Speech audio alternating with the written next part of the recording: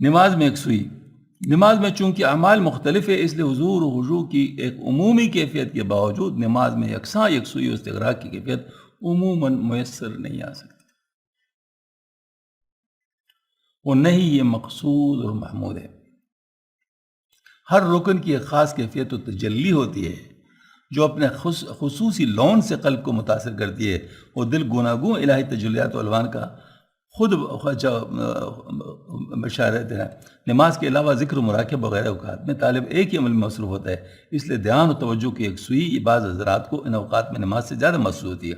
اس قسم کے استفسار کے جواب میں حضرت والا فرماتے ہیں نماز میں اعمال مختلف ہوتے ہیں جس سے وہ یکسوئی جس کو آپ یکسوئی سمجھتے ہیں نہیں ہوتی۔ میں آپ کو ایک مثال دیتا ہوں، جماعت کی نماز میں اور انفرادی نماز میں، بالخصوص تنہائی کی نماز میں فرق ہوتا ہے نہیں ہوتا؟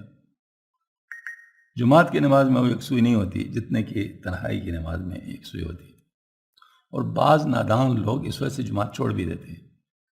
یہ نادان اناڑی صوفی جو ہوتے ہیں نا، وہ اس قسم کی حرکتیں کرتے رہتے ہیں، بلکہ کہہ بھی دیتے ہیں وہ یار اس نماز کے اندر یار ہاں بھائی بے شک آپ بہت زیادہ یکسوئی کریں، لیکن اللہ کو جو یکسوئی چاہیے وہ تو وہ نہیں ہے نا۔ اللہ کو تو آپ کی وہ یکسوئی چاہیے جو جماعت میں ورکو مار راکھی، حکم ہے اللہ تعالیٰ کا۔ لہٰذا مطلب یہ کہ آپ یہ تو نہیں کر سکتے کہ آپ اس کو اپنی طرف سے کہتے ہیں بھائی ٹھیک ہے۔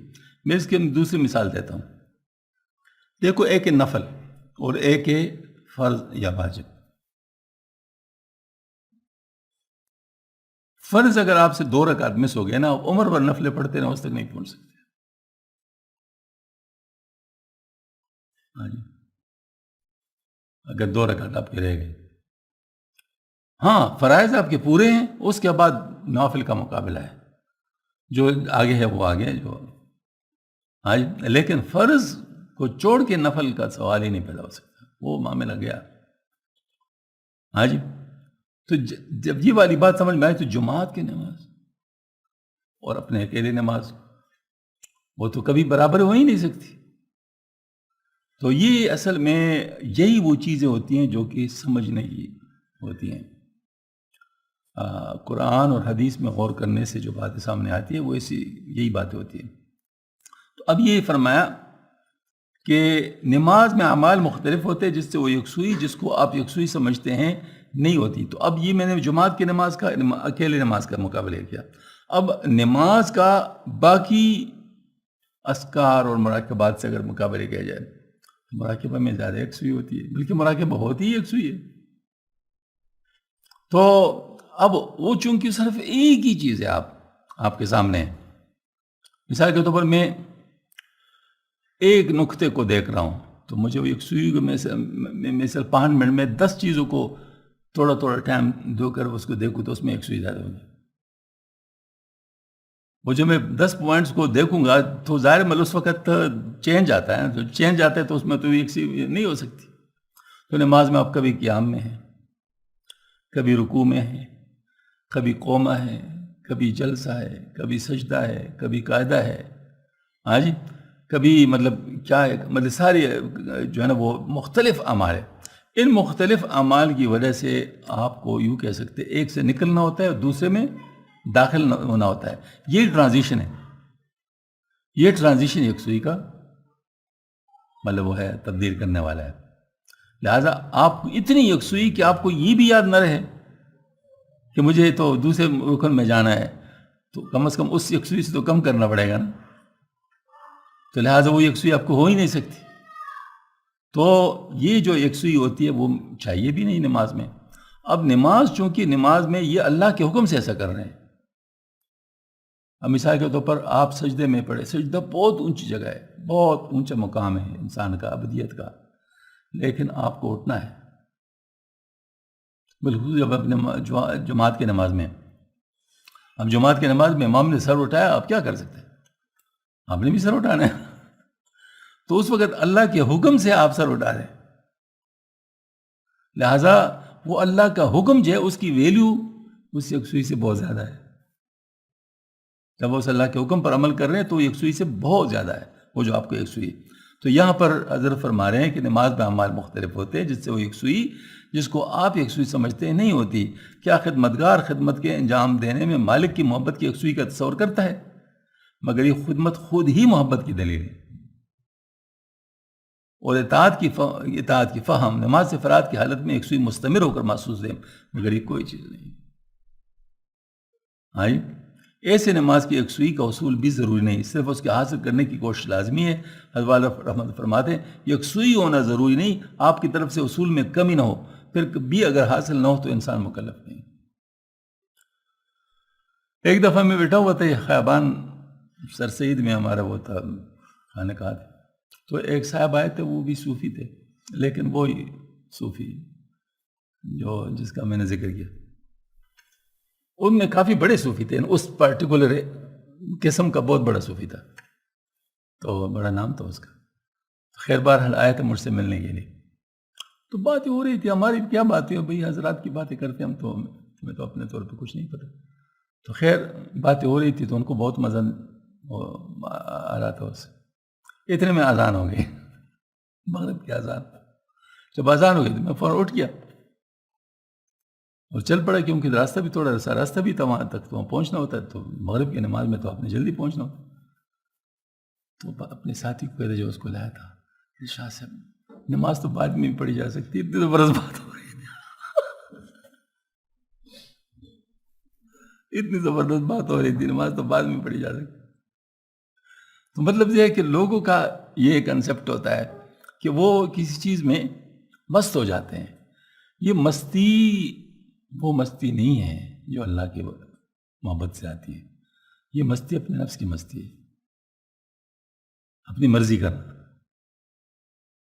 ہاں جی، اس مستی میں کچھ بھی نہیں ہے۔ مستی وہ ہے جو اللہ کے حکم میں سرشار ہو جائے، وہ مستی ہے۔ تو ٹھیک ہے، اگر ایسا ہے تو پھر سبحان اللہ۔ ابھی حضرت شیخ عبدالقدوس گنگوئی رحمۃ اللہ علیہ چشتیہ سلسلے کے بہت بڑے بزرگوں میں گزرے، آخری عمر میں استغراق میں اکثر یہ چشتی حضرات ہوتے ہیں، تو استغراق میں ہوتے تھے تو اس کو کسی وجہ سے بھی استغراق سے باہر نہیں رہ جا سکتا، تو ان کا ایک خادم ہوتا تھا، ان کا طریقہ ہوتا ہے کہ جب نماز کا وقت ہوتا تھا تو وہ شروع کرتے حق حق حق حق، اس سے حضرت مطلب اٹھ جاتے، اور پھر وہ آگے جاتے، وہ کہتے حق حق کہتے جاتے، اور حضرت پیچھے جا رہے ہوتے ہیں۔ مسجد میں جیسے داخل ہو جائے، سب میں جیسے کھڑے ہو جائے، بس سب ختم، بس بالکل پھر ہوش میں ہوتے تھے، سب کچھ مطلب نماز کے ارکان سارا کچھ کر کے جیسے نماز ختم کر لے پھر استغراق، پھر وہی حق حق کر دے پیچھے واپس۔ تو وہ اللہ کے مطلب محبت میں تھے نا، تو اس وجہ سے وہ اللہ کے حکم کے لیے جب بلایا گیا حق، تو بس اس کے بعد پھر وہ کچھ نہیں رہا، پھر اپنی بات کوئی چیز نہیں رہی۔ ہاں جی، لیکن جب تک وہ والی بات ہے، اپنے انفرادی بات تھی، تو اپنے انفرادی بات وہ اپنے اس میں مست ہوتا تھا۔ لا الہ الا اللہ۔ اصل میں ان بزرگوں کو دیکھ کر لوگ کنفیوز ہو جاتے ہیں، ان کے اس چیز کو نہیں دیکھتے کہ وہ کیسے حفاظت کرتے تھے اپنی، اس کو نہیں دیکھتے تھے۔ لیکن بے شک اگر وہ حفاظت نہ کرتے تو اس وقت وہ معذور ہوں گے، وہ اقتداء والے نہیں ہوں گے، مطلب اس وقت آپ اس کی اقتداء نہیں کر سکتے، بس آپ کہہ سکتے ہیں بزرگ ہے لیکن معذور ہے، مطلب کیونکہ شریعت سے اوپر کوئی نہیں ہے، شریعت والی بات سب سے اوپر ہے۔ ایک سالک صادق نے نماز میں گاہے انتشار واقع ہونے کا گلہ کیا۔ حضرت والا رحمۃ اللہ حکیمانہ و مشفقانہ انداز میں تعریف میں ایسا بے شک ہوتا رہتا ہے، اگر ایسا پیش نہ آیا کرے تو خشوع خضوع کی حقیقت کیوں کر ظاہر ہو اور اس کی قدر کیوں کر ہو۔ اچھا وہ جو ہے نا وہ بضدها تبین الاشیاء، مطلب جو ہے نا وہ صحت کی قدر علیل کو علالت ہی سے ہو سکتی ہے، شکم سیری کی قدر بھوکی سے ہو سکتی ہے، حالت کی یکسانی میں شے کی قدر چلی جاتی ہے۔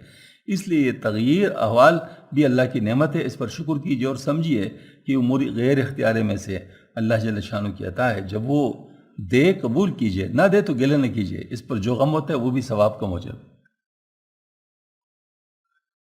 برس تسلی دی بر دل سالک ہزارہ غم بود، غرض باغ دل خلال کم بود، مطلب جو سالک ہے اس کے اوپر دل کے اوپر ہزاروں غم پڑتے ہیں، اگر اس کے دل کے باغ سے ایک تنکا بھی گم ہو جائے تو وہ بہت پریشان ہو جاتا ہے۔ اس احساس کمی اور غم پر مبارکباد قبول کیجیے۔ غرض مستمر کیف لون یکسوئی نماز میں حاصل نہیں ہوتی کہ نماز مختلف تجلیات کا مال ہے، اور تجلی ہر رکن فعل کے مناسب کیف و حضور کو پیدا کرتی ہے۔ کوئی اس گناگوں کیفیت پر بھی ایک خاص لون کا کیف سرمدی چاہا جاتا ہے جو عظمت و جلال حق سے ناشی ہوتا ہے۔ یعنی مطلب دیکھیں اس میں یہ والی بات ہے کہ آپ جو بھی عمل کر رہے ہیں، سجدہ کر رہے ہیں یا قیام کر رہے ہیں یا، تو اس میں وہ والی بات یہ ہے کہ اللہ کے ساتھ ایک خاص تعلق ہر چیز میں محسوس ہوتا ہے، وہ تو سب میں مشترک ہوتا ہے، لیکن سجدے کی اپنا رنگ ہے، رکوع کا اپنا رنگ ہے، قیام کا اپنا رنگ ہے، ہاں جی قاعدے کا اپنا رنگ ہے، ہر چیز کا اپنا رنگ ہے۔